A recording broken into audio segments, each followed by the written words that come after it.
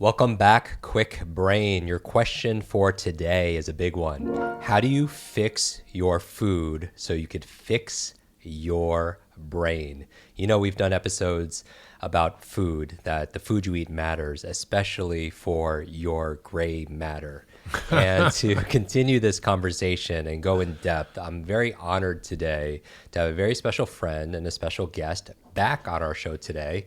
He is head of strategy and innovation at the Cleveland Clinic, functional medicine. He's the author of 12, that is right, 12 New York Times best-selling books. And his latest book is called Food Fix. It is a must read for everybody who eats, especially. Okay, well, I think most people eat.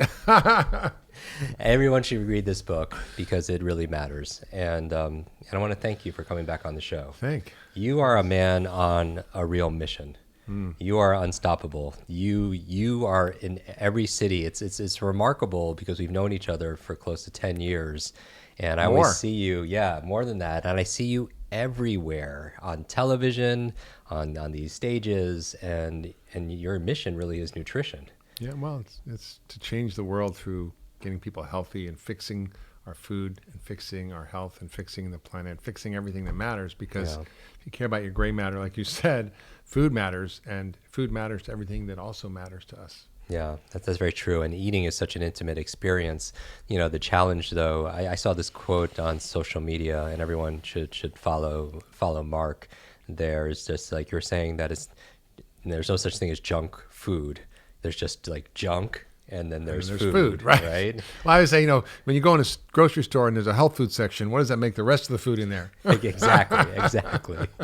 So what do we do about this? Everyone who's listening at home, they're watching on video right now. They know they should eat better, but there are forces out there that are really not setting us up to win, and we really need to take agency and responsibility for it. Thank you, Jim, for that question. Well, I'm a doctor. I see patients, and I've been doing it for 30 years. And I've learned over time that the most important thing that causes so much of my patients' suffering is food, but it's also the cure. Food is medicine. Yeah. But then I realized I could sit in my office all day, but if we live in an environment where it's hard to access, find, and eat good food, how are people going to really change? And it occurred to me that I have to think about the why. Why do people eat the way they do? Because they're surrounded by food produced by a food system that's not working. And then I'm like, well, why do we have that food system? Well, it's our food policies. It's the policies that drive the kind of food that's produced, processed, marketed, distributed, eaten, wasted, right? All those things matter. And I'm like, well, why do we have those food system we have? They said, well, it's really the food policies that are caused by the food industry. They really are the dominant force driving the education of our lawmakers that drives them to make policies that they think are okay. So I just talked to a friend who told me a fascinating story about how the lobbyists work. There was a testimony in Congress about the dietary guidelines, which, I've been increasingly limiting the amount of sugar that they suggest is acceptable, which is a good thing. And there was a woman speaking about cranberries, and she basically was saying, the antibiotic overuse has led to the increase of urinary tract infections and antibiotic resistance, and we need people to eat more cranberries. But the only way to get people to eat more cranberries is cranberry juice. So we need to raise the limits on the sugar so we can get more sugar in the cranberry juice because they're bitter, so people can eat the cranberry juice. And I'm like, and this is what they're telling lawmakers is the solution to the 30 million pounds of antibiotics that are used in animal agriculture that causes the antibiotic resistance. I'm like, this is crazy, right? So that's the problem. And I think I realized in order to solve my patient's health in my office, I can't do it there. I can't do it in the clinic or the hospital. I had to do it in the kitchen, in the grocery store, at the restaurant, on the farm. And that's why I started thinking about the bigger context of food and the food system. And that's what this book is about, Food Fix. It's about how do we save our health, our economy, our communities, and our planet one bite at a time. Because people don't understand the broad implications of food, right? And people care on this podcast about the brain, and I'll get to that. But number one, it causes chronic disease, obesity, diabetes, Alzheimer's, cancer, but also mental illness. Mental illness is so rampant in this country. Right.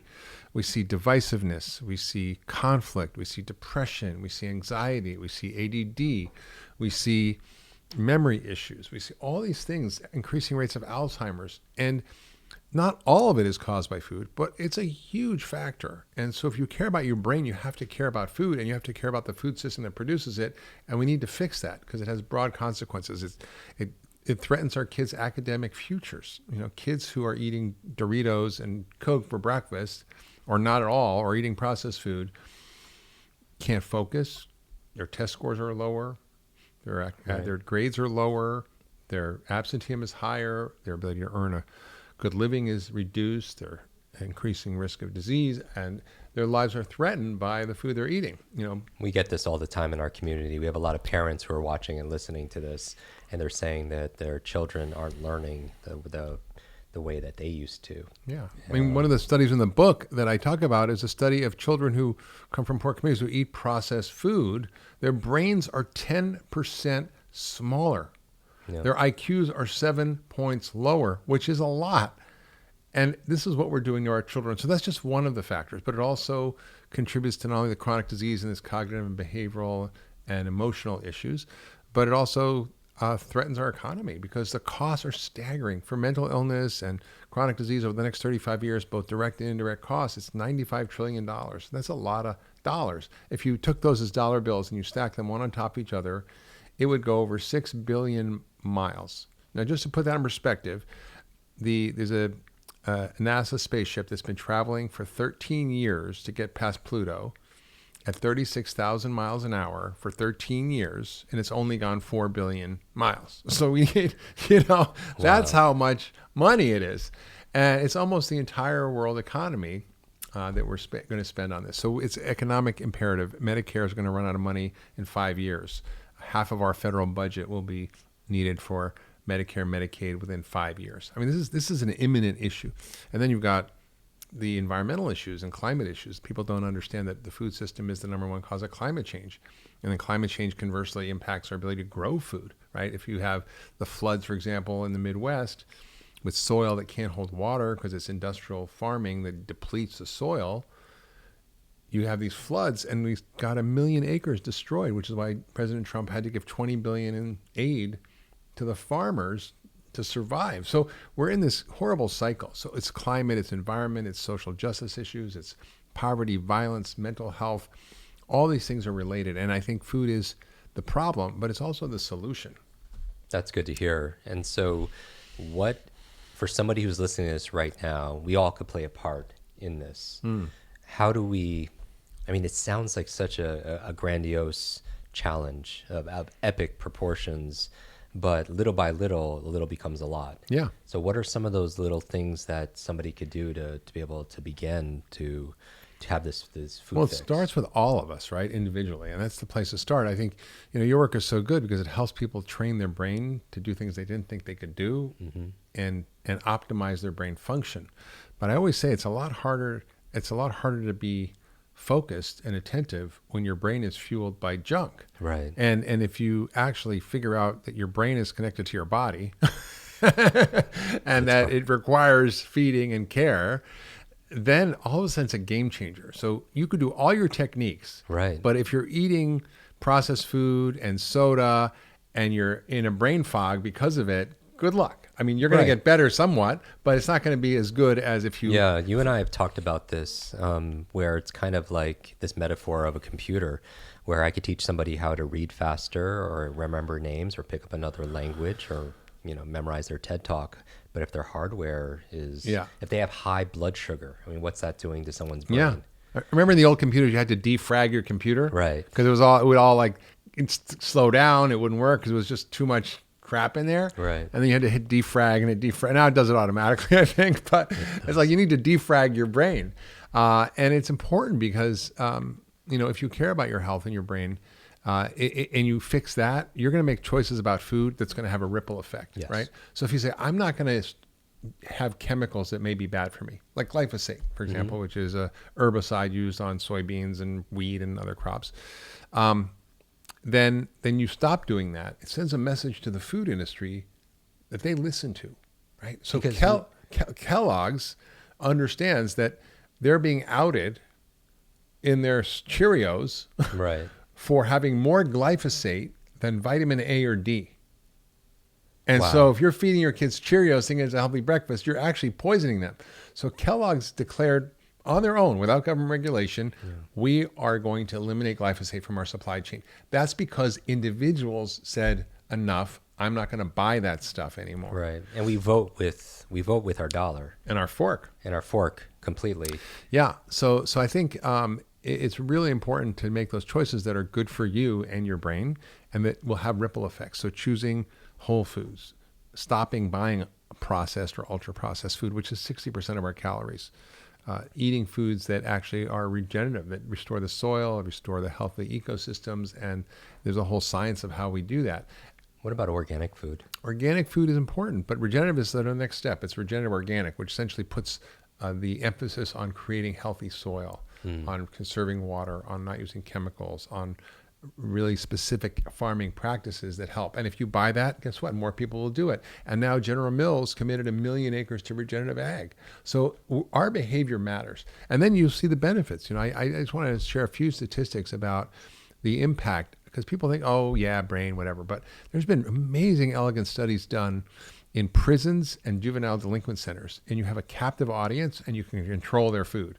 Now, most people don't want to be locked up and fed a certain diet. Now, they volunteered, obviously, for the studies, but when you look at the data, it's just striking because it's sort of this magical sort of set of circumstances where you actually can have volunteers who are willing to change and do it in a controlled way where you know exactly what they're eating. Because most times people will cheat and eat whatever they want. Right. So, you've done studies, for example, in prisons, just giving kids a multivitamin and fish oil reduces violent crime in prisons by 37%. Wow. Yeah. And if you look, for example, at the violence and bullying and aggression we have in this country, it's pretty scary. You can see in certain studies, they look at the behavior in kids and juvenile delinquents and so forth.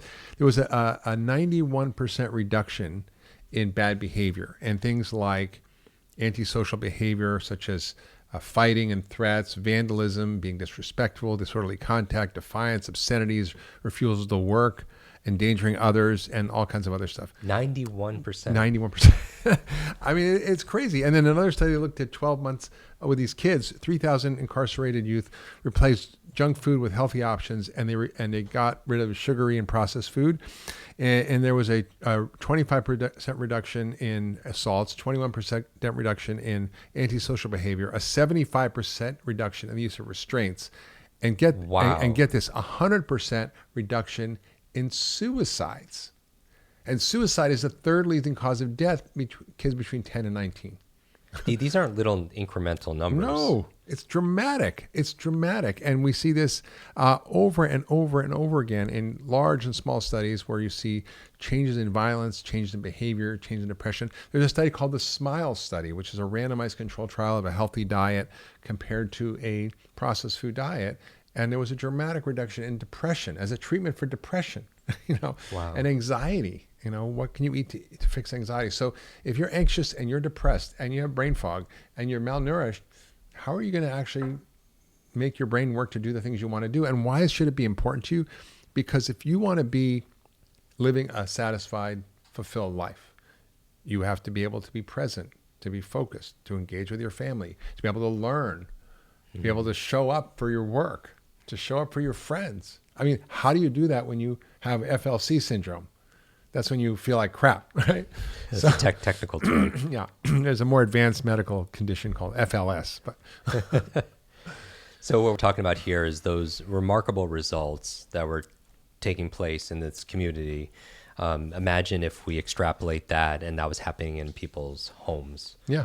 Across the country. And so what would your message be? I'm curious. If you were talking to some of these executives for these food companies that are producing a lot of these high sugar processed foods, what would your message be to someone who's watching that or listening to that now? Yeah, well, actually, I've had these conversations with Nestle's and with Pepsi and with the largest food companies out there.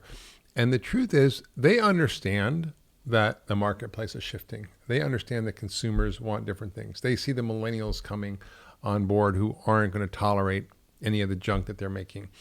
And they're making changes. Campbell's soup announced it was going to be non-GMO, you know.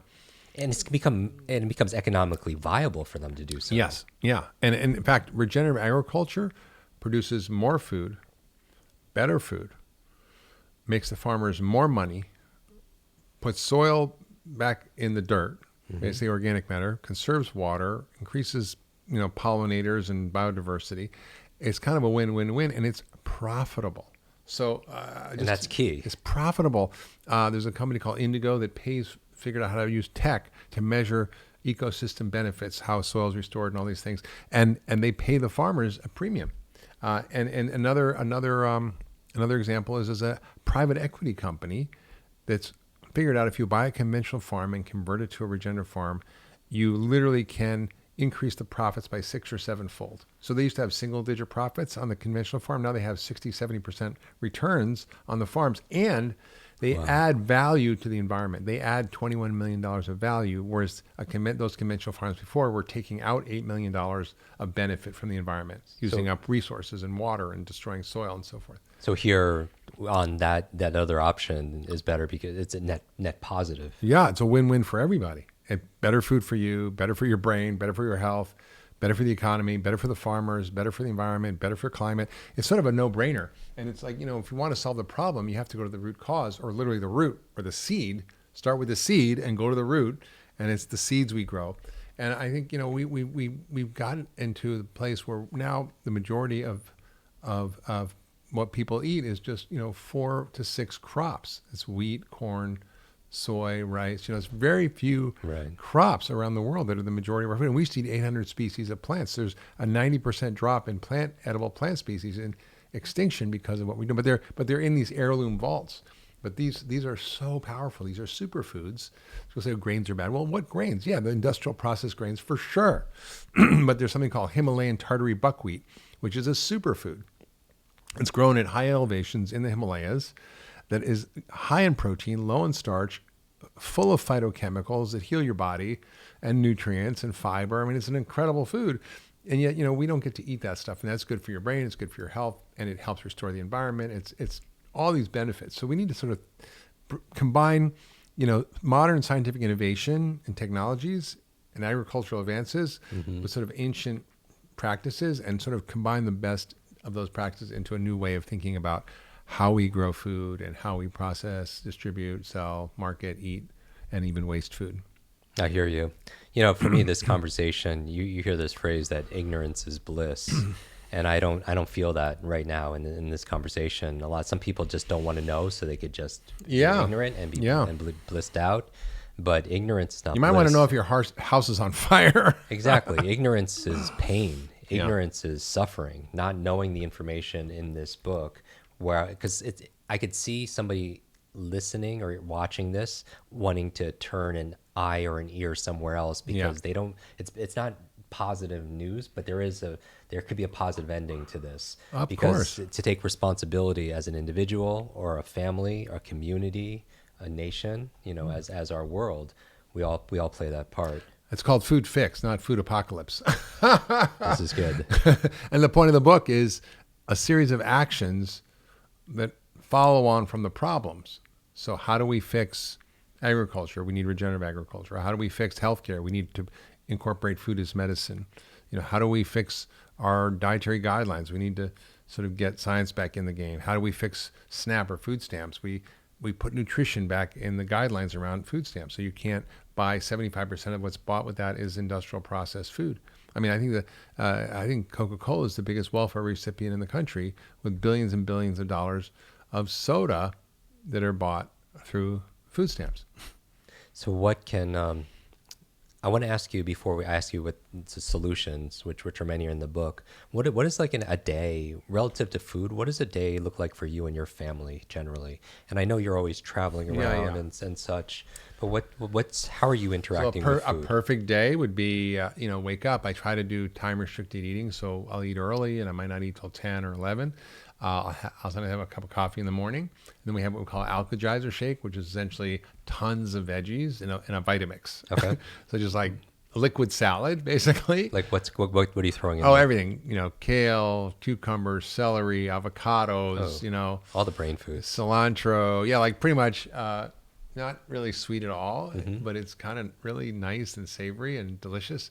And then, maybe have a big salad for lunch with a can of wild salmon or sardines and nuts, pumpkin seeds. Dinner usually is, just really tons of veggies. I'll order 3-4 sides of veggies if I'm out. If I'm home, I'll cook, 3 or 4 vegetable dishes with a small side of a sort of micro-sized protein. And I'll sometimes have plant-based proteins, or I'll have, grass regeneratively raised beef, or sort of sustainable fish, or pasture-raised chicken. Now, what happens if you're out and about and you're at a restaurant? I try to be a restaurant whisperer. A restaurant whisperer. And I've learned how to hunt and gather wherever I am. So I'm pretty good at sniffing out restaurants that are more focused on whole foods. For example, I was in San Francisco and I found a restaurant called The Perennial, which unfortunately closed. But the whole restaurant was based on the principle of regenerative agriculture. So everything there was a regenerative food. So they made bread, but it was from kernza wheat, which is a perennial wheat with roots that go down, feet and feet and feet, and build soil that are super nutrient dense, low gluten. So I'm like, wow, this is amazing. Or grass-fed beef. You can't always find that, but I try to find restaurants. Like I'm going tonight to a place, and I live in New York, so it's easier. And you can't always be perfect. Sometimes you just got to eat whatever. But I also bring a day's worth of food with me in my bag. So I have always, grass-fed beef jerky, turkey jerky, nut butters, macadamia nuts. Things are, whole food bars, not really super processed, but just made from a few simple ingredients. And I have that in my bag at all times, so I don't get into trouble.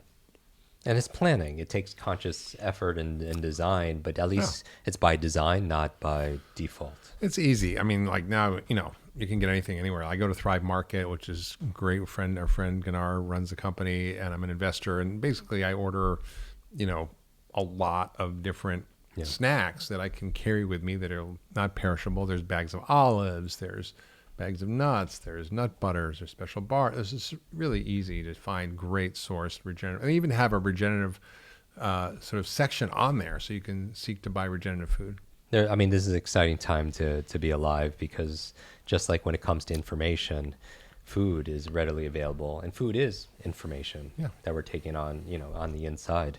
How can we support this movement? Well, first, the first thing is there's an action guide that you can get online, which lists the actions for individuals, what business innovation can do, what governments can do, how you can be active in politics. It really is a sort of a how-to manual, a manifesto for a new food system. And you go to foodfixbook.com, you'll be able to find it there. There's simple things you can do in terms of choosing your diet to be focused on being a nutrivore, qualitarian, regenitarian, which is eating whole, real foods grown in the best way possible that protects the environment and protects your health. You can start to be active in your communities, right? Maybe your school lunches are crap, and you can be an active parent and help the school change. And there's lots of models for that: Conscious Kitchens and My Way Cafe. And a lot of people have paved the way. You don't have to reinvent the wheel. I talk about those resources in the book. If you work for a government, a local government, you can create a program of what we call good food purchasing program, where you source the foods in ways that have certain standards that protect the workers, protect the animals, protect the earth, protect humans, right?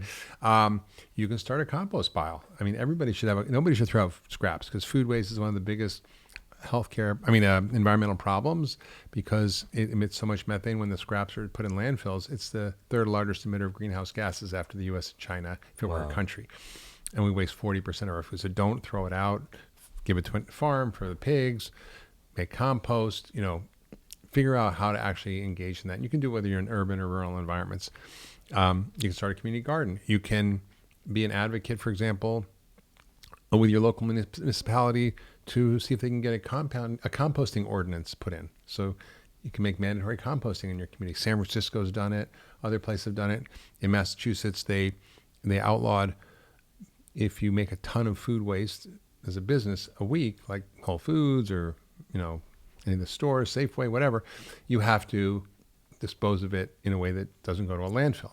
So it's created incentives where farmers, for example, dairy farmers who are making very little money, are struggling because people aren't drinking milk. They figured out, well, they could buy this or get this stuff free. They could build these anaerobic digesters where they throw in the food waste, they throw in some dairy poop, Right. and it turns into electricity that fuels 1,500 homes and makes the farmer $100,000. Wow. So it makes the farmer money, it provides electricity, and it kind of ends the methane from the poop and the methane from the food waste. It's sort of an amazing win. So government, you can be active. People listen, and I think people think as individuals they can't do much, but they can, especially if you band together with groups. I love that. We're going to put the extended version. We've never done this before, but because this conversation, we went long, I'm going to put the whole extended version in our private Facebook group as well. We have tens of thousands of people in that group, and they're very active, not only with themselves and their families, but also superheroes for the world. You're a superhero, Jim. Well, no, the reason I'm bringing this up is because the institutions you're talking about, it's this triple bottom line idea where it could not just be profit, but also be people and planet also as well. And you are a real force of nature. You're a force for good. And I really appreciate everything that you do for our world. I want everyone to do this. Besides pick up a copy of Food Fix, because most of you are reading a book a week as it is, our one book a week club. There you go. It should be quick. And I want you to do this. I want you to take a screenshot of this episode, this podcast, this video, or take a picture of your notes.